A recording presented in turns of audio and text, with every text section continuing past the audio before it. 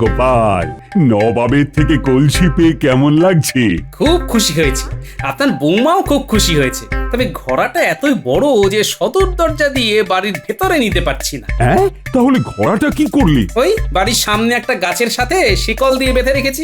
আসলে আমার বাড়ির দরজাটা খুব ছোট তো, তাই আর কি। নবাব বাহাদুর যে কেমন উপহার দেন আমার তো মাথাতেই আসে না। কাউকে উপহার দেওয়ার আগে তার সামর্থ্যটা বিচার করে তারপর তাকে উপহার দেওয়া উচিত, নইলে বেকার বেকার উপহারটা নষ্ট হয়। আসলে যার ঘরে যেমন জিনিস শোভা পায় তাকে তেমন জিনিস উপহার দেওয়াটাই উচিত। কি বলেন মহারাজ?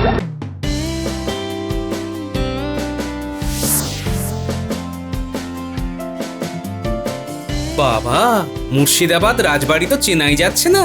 নবাব তো পুরো রাজবাড়ির ভোল বদল করে দিয়েছেন।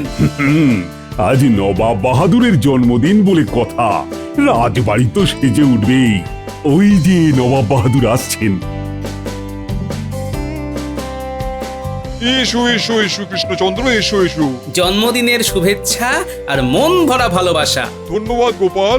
যাক, কেউ তো একজন আমাকে জন্মদিনের শুভেচ্ছাটা জানালো। আমি তো ভাবলাম তোমরা হয়তো ভুলেই গেছো। বেশ বেশ বেশ, এবারে এসো দেখি আমার সাথে।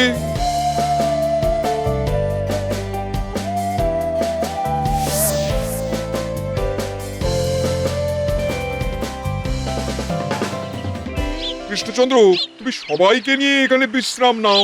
আমি একটু ভোজনশালায় যাচ্ছি, আর তোমাদের জল খাবারটা আমি এখানেই পাঠিয়ে দিচ্ছি।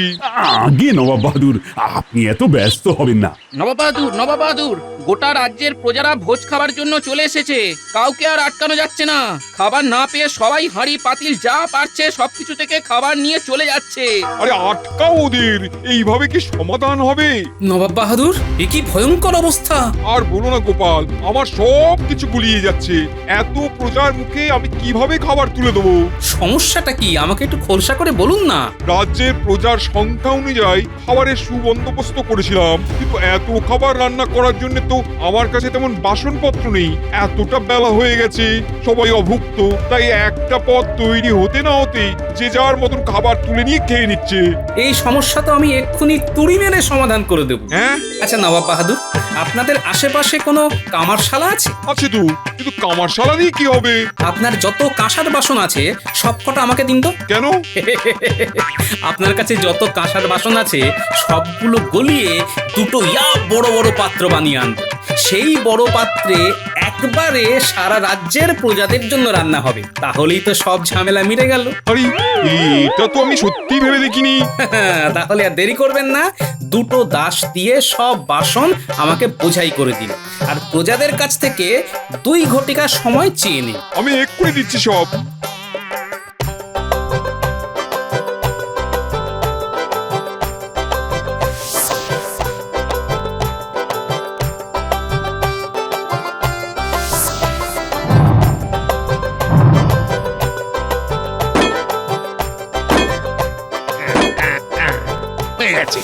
অনেক বড় পাতিল বানিয়ে ফেললে গো কামার।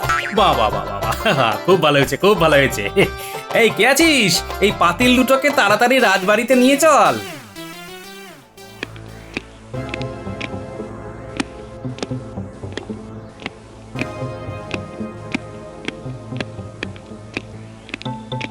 গোপালের এত দেরি হচ্ছে কেন? কিছুই তো বুঝতে পারছি না।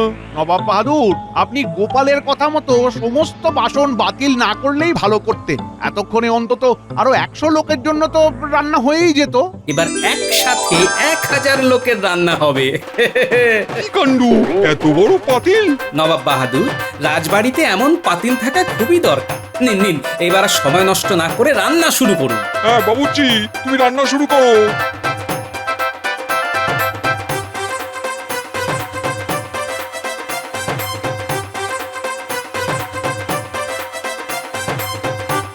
নবাব বাহাদুর, রান্না তো প্রায় শেষের পথে। আপনি প্রজাদেরকে ভোজন গ্রহণের জন্য বসতে বলুন।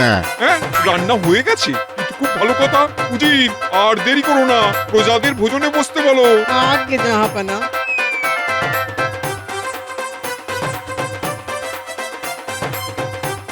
হ্যাঁ হ্যাঁ হ্যাঁ, খাও খাও খাও, সবাই মন ভরে আত্মা ভরে খাও। উফ, এতক্ষণ মনে হয় বুক থেকে পাথরটা নামলো। উহ।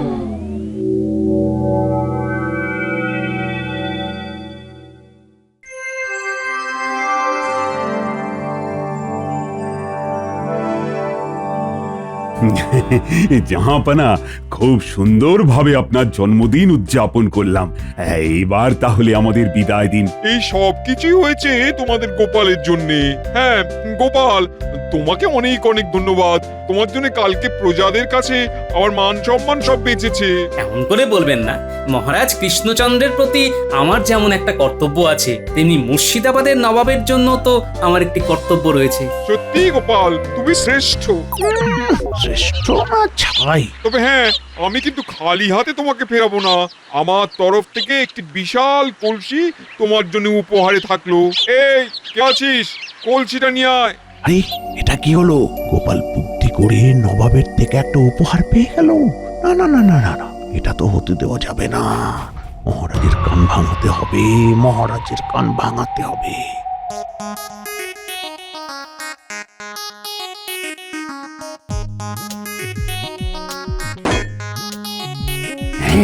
এত বড় কলসি!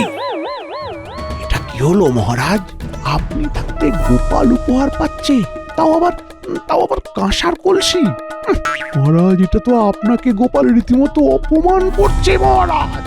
এখনো সময় আছে, এখনো সময় আছে, এটাকে আটকান মহারাজ, আটকান। হ্যাঁ, দেখেছেন তো মহারাজ, এই টিকো গোপাল নবাব বাহাদুরের থেকে কত বড় কলসিটা হাতিয়ে নিচ্ছে।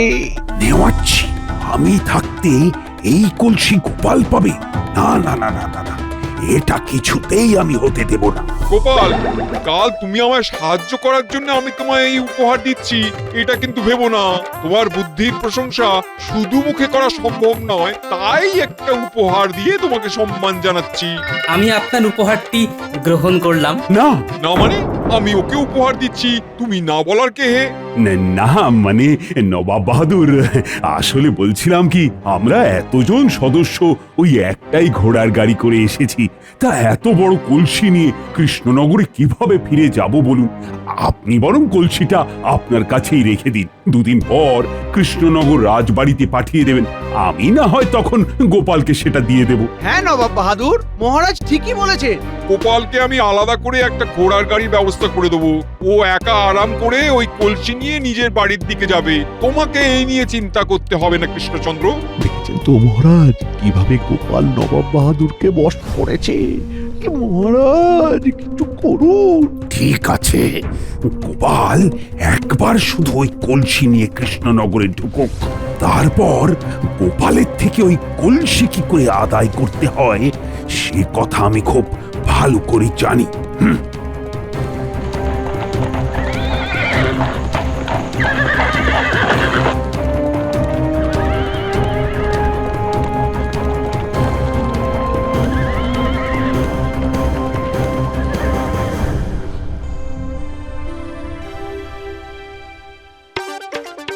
বাপ রে বাপ, এত বড় কলসি তো আমি জন্মেও দেখিনি গো।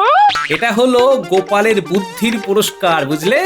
বলছিলাম, এই এত বড় কলসি তো আনলে, এই কলসি ভর্তি করে চাল রাখলে কেমন হয়? শখখানা তো মন্দ নয়। এমনি কলসিটা এত বড় যে এটাকে সদর দরজা দিয়ে বাড়ির ভেতরে নিতে পারছি না, এদিকে সেটাই কিনা উনি চাল রাখবেন। আর এত বড় কলসিতে চাল রাখতে গেলে কম চাল লাগবে বলে তোমার মনে হয়? আমি সারা বছর যা মাইনে পাই তা দিয়েও আমি এই ঘরা পূর্ণ করতে পারবো না গিন্নি। ও, তাহলে কলসিটা কি এভাবেই পড়ে থাকবে? চোর এসে যদি চুরি করে নিয়ে যায়? এতই সহজ। যতদিন না দরজা কাটিয়ে কলসিটা বাড়ির ভেতরে নিতে পারছি, ততদিন কলসিটা এখানে শিকল আর তালা দিয়ে বেঁধে রাখবো। হাতে টাকা কড়ি এলে দরজাটার ব্যবস্থা করতে হবে। এবার যাও দেখিনি, ঘর থেকে একটা তালা আর শিকল নিয়ে এসো।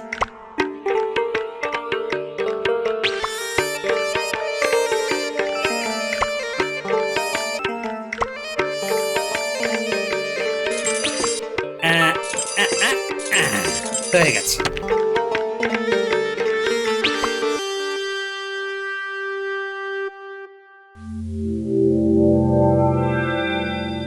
গোপাল, নবাবের থেকে কলসি পেয়ে কেমন লাগছে? খুব খুশি হয়েছি, আপনার বৌমাও খুব খুশি হয়েছে। তবে ঘোড়াটা এতই বড় যে সদর দরজা দিয়ে বাড়ির ভেতরে নিতে পারছি না। হ্যাঁ, তাহলে ঘোড়াটা কি করলি? ওই বাড়ির সামনে একটা গাছের সাথে শিকল দিয়ে বেঁধে রেখেছি। আসলে আমার বাড়ির দরজাটা খুব ছোট তো, তাই আর কি। নবাব বাহাদুর যে কেমন উপহার দেন আমার তো মাথাতেই আসে না। কাউকে উপহার দেওয়ার আগে তার সামর্থ্যটা বিচার করে তারপর তাকে উপহার দেওয়া উচিত, নইলে বেকার বেকার উপহারটা নষ্ট হয়। আসলে যার ঘরে যেমন জিনিস শোভা পায় তাকে তেমন জিনিস উপহার দেওয়াটাই উচিত। কি বলেন মহারাজ? একেবারে ঠিক বলেছ মন্ত্রী। গোপালের ঘরে তো ওই কলসি শোভাই পায় না। গোপালের ব্যবহারের যোগ্য কোনো উপহার দেওয়া উচিত ছিল। ব্যাপারটা কি মহারাজ, হঠাৎ এভাবে কথা বলছো কেন? তাহলে মহারাজ আমি আপনাকে একটা উপায় দিতে পারি। কি উপায়? আপনি গোপালের থেকে ওই বড় কলসিখানা নিয়ে নিন, আর তার বদলে গোপালকে একটা ছোটখাটো কলসি দিয়ে দিন, যেটা আসলে গোপাল ব্যবহার করতে পারবে।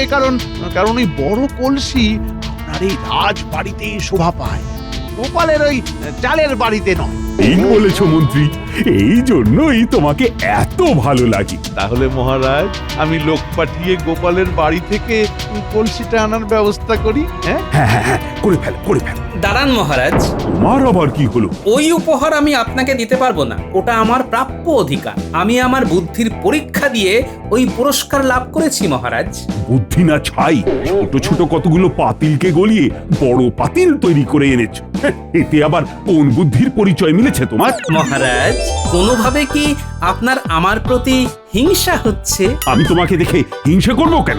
না, আসলে আমার মাথায় এত বুদ্ধির ভান্ডারের জন্য আমি নবাবের থেকে উপহার পাচ্ছি, তাই ভাবলাম আর কি। তাই শোনো গোপাল, তোমার থেকে 10 গুণ বেশি বুদ্ধি আমার মাথায় আছে। তাই? হ্যাঁ তাই। ঠিক আছে মহারাজ, চলুন তাহলে একটা খেলা খেলি। কি কি খেলা? বুদ্ধির খেলা মহারাজ। বুদ্ধির খেলা? সেটা আবার কি? দেখুন মহারাজ, আমার কাছে কলসিটা আছে। এটা আমি নবাব বাহাদুরের থেকে বুদ্ধি করে অর্জন করেছি। এবার আপনি একদিনের মধ্যে বুদ্ধি করে আমার থেকে কলসিটা অর্জন করে দেখান তো দেখি। আপনি যদি একটা রাত বুদ্ধি করে কলসিটা থেকে আমাকে আলাদা করতে পারেন, তাহলে আমি বুঝবো আপনার মাথায় বুদ্ধি আছে, আর আমি খুশি মনে আপনাকে ওই কলসিটা উপহার হিসেবে দিয়ে দেব। এটা আবার কোনো ব্যাপার? বেশ, তবে একটা কথা মনে রাখবেন মহারাজ, আপনি যদি হেরে যান তাহলে ওই ঘোড়া ভর্তি চাল আর ঘোড়াটা আমার বাড়ির সদর দরজা দিয়ে বাড়ির ভেতরে ঢোকানোর ব্যবস্থা আপনাকে করে দিতে হবে। মনে থাকবে তো মহারাজ? আরে হ্যাঁ হ্যাঁ, মনে থাকবে, মনে থাকবে।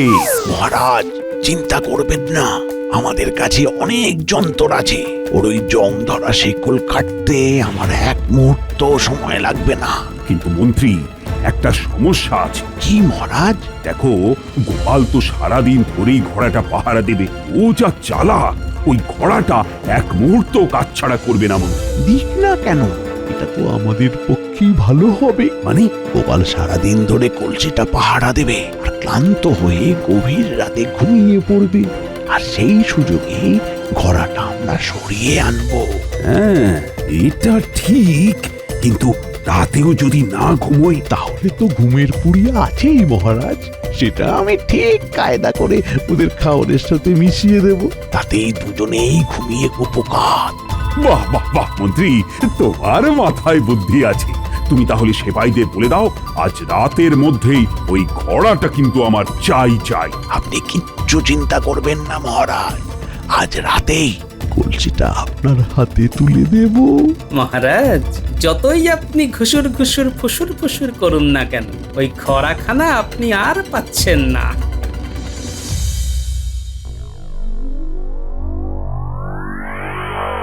হ্যাঁ গো, এ কি গো?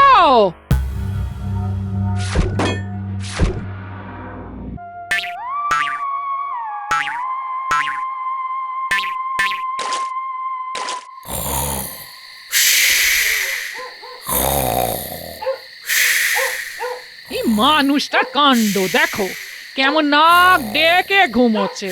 ওইদিকে মহারাজ কলসি নিয়ে চলে গেলে বুঝবে ঠেলা। এ কি গো, উঠবে নাকি? আরে আরে আরে আরে, ও হলোটা কি? তোমার কি কোনো কাণ্ড জ্ঞান নেই গো?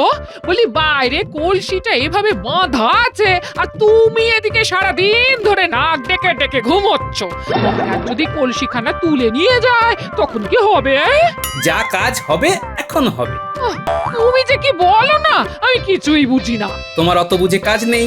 না নাও চলো, খেতে দেবে চলো। এসো। এ কি খাবারগুলো এভাবে আলগা করে কে রাখলো? কি বলছো? খাবারগুলো তুমি ঢেকে রেখেছিলে? আরে আমি তো এক্ষুনি রান্না করে খাবার দাবার সব ঢেকে ঢুকে তারপর তোমাকে ডাকতে গেলাম। কি ভুতুরে কাণ্ড দেখো তো। হ্যাঁ, আচ্ছা এই ব্যাপার। গিন্নি, এগুলো ভূত নয়, এগুলো হলো কিম্ভূত। যা খাবার বানিয়েছো সব ফেলে দাও। এই খাবার খাওয়ার কোনো দরকার নেই। ঘরে মুড়ি বাতাসা আছে, ওই নিয়ে ঘরে চলে এসো। কি যে হচ্ছে, দূর চাই।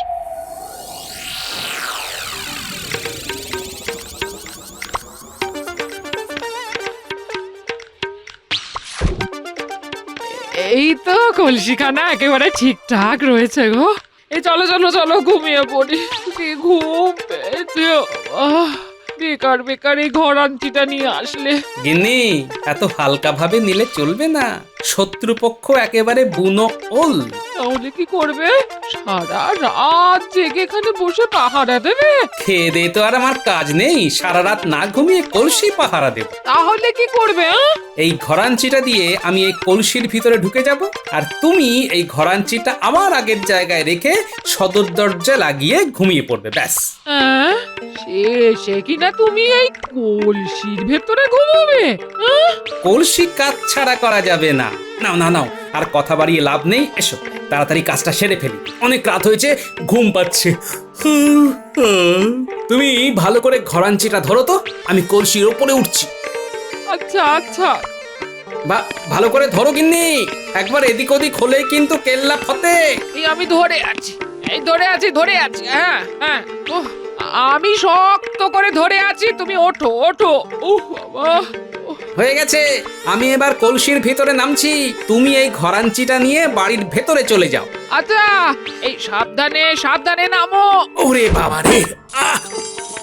কি হলো? এই ঠিক আছে তো? হ্যাঁ, যাও যাও, তুমি তাড়াতাড়ি বাড়ির ভেতরে চলে যাও।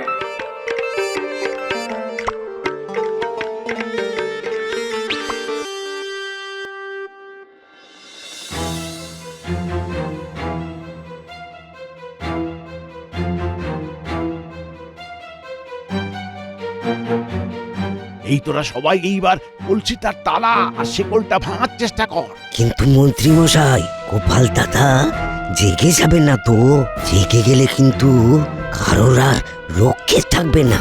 আরে না না না, ওরা এখন গভীর ঘুমে ঘুমোচ্ছে। নে নে নে, কাজ শুরু কর, কাজ শুরু কর। কি হলোটা? একটা তালা আর একটা শিকল ভাঙতে এতক্ষণ সময় লাগে? গোপাল দাদা এই তালাতে এত প্যাঁচ লাগিয়েছে যে কোন দিক দিয়ে শুরু আর কোন দিক দিয়ে শেষ কিছুই তো বুঝতে পারছি না। এই গোপালটা পেটে পেটে যত প্যাঁচ, ওর শিকলেও ততখানি প্যাঁচ। চল, এভাবে ঠুকঠাক করে হবে না, জোরে ঘা মারতে হবে, জোরে। কিন্তু ঘা মারলে যে আওয়াজ হবে, সেই শব্দে যদি গোপাল দাদা ঘুম ভেঙে যায়? কিচ্ছু ঘুম ভাঙবে না, যেটা বলছি সেটা কর। আরে এই তো শিকড়টা খুলে গেছে। দেখলি তো আমার কত বুদ্ধি। নে নে নে নে নে, এবার সবাই মিলে তাড়াতাড়ি কলসিটা কাঁধে তুলে নে।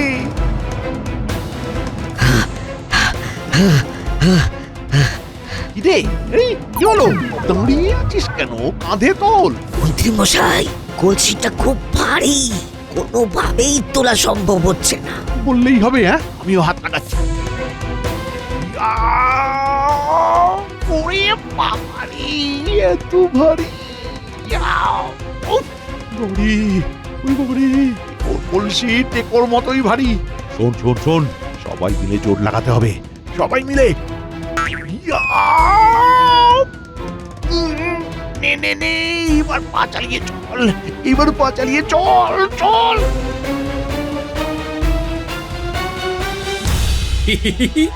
ভালোই হেলানির দুলুনি খাচ্ছি।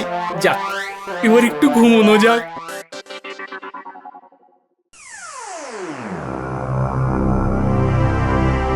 এ কি সকাল হয়ে গেল, ওরা এখনো কলসিটা নিয়ে আসছে না কেন? মহারাজ আপনি খামোখা ওই গোপালের বুদ্ধির সাথে লড়তে গেলেন। ওর যা বুদ্ধি, ওর সাথে পেরে উঠবেন না মহারাজ। চুপ করো তো, এমনিতে আমি আমার জ্বালায় পাচ্ছি না, তার মধ্যেও কাটা খায় নুনের ছিটে দিচ্ছে। তাহলে কি মন্ত্রীরা সত্যি সত্যি কলসিটা গোপালের থেকে আনতে পারলো না? আরে ওই তো মন্ত্রীরা চলে এসছে।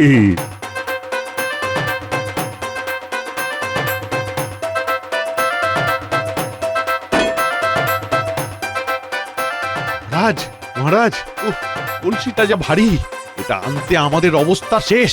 ঠিক আছে ঠিক আছে, আয় কে আছিস, ওদের একটু জল দে। নাও নাও নাও, জল পান করো। যাক বাবা, তোমরা যেভাবেই হোক কলসিটা তো নিয়ে এসেছো। কি এটা কি হচ্ছে? বাবারে, আরে এটা কি হচ্ছে? এটা তো মনে হচ্ছে ভুতুরে কলসি। বাবা, এসে কিনা এটা একটা ভুতুড়ে কলসি। ওরে বাবারে, ভূত ভূত ভূত ভূত।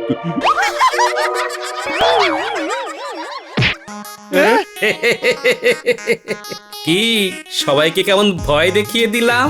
গোপাল তুমি? মহারাজ, আপনি যে এত ভীতু সেটা তো আমার আগে জানা ছিল না। এই গোপাল, আমার সাথে তুমি মস্করা করছো? না তো, আমি তো বুদ্ধির খেলা খেলছি, যেই খেলায় আপনি হেরে গেছেন আর আমি জিতে গেছি। কলসিটা যাতে কাজ ছাড়া না হয় সেই কারণে তুমি কলসির ভেতরে সারা রাত ঢুকেছিলে। মন্ত্রী মশাই, ওজনটা একটু বেড়েছে না? তার মানে আমরা এতক্ষণ তোমাকে টেনে টেনে নিয়ে আসলাম গোপাল। আমার মাথাটা কেমন বনবন করে ঘুরছে, বনবন করে ঘুরছে গোপাল। একটু সামলে মন্ত্রী মশাই। বাবা গোপাল, সত্যি তোমার এলেম আছে। তোমার বুদ্ধির কাছে আমার শত শত কোটি প্রণাম। তাহলে মহারাজ, মনে আছে তো? মনে আছে মনে আছে, আমি কথা দিচ্ছি, আমি নিজে দাঁড়িয়ে থেকে ওই কলসি তোমার বাড়ির সদর দরজা দিয়ে প্রবেশ করিয়ে কলসিটি চালে পূর্ণ করার ব্যবস্থা করে দেব। আর এটা তো তোমার প্রাপ্য গোপাল। ধন্যবাদ মহারাজ। ধন্যবাদ তোমাকে আমাদের এই রকম উচিত শিক্ষা দেবার জন্য। সত্যি গোপাল, বুদ্ধির দিক থেকে তোমাকে কেউ হারাতে পারবে না।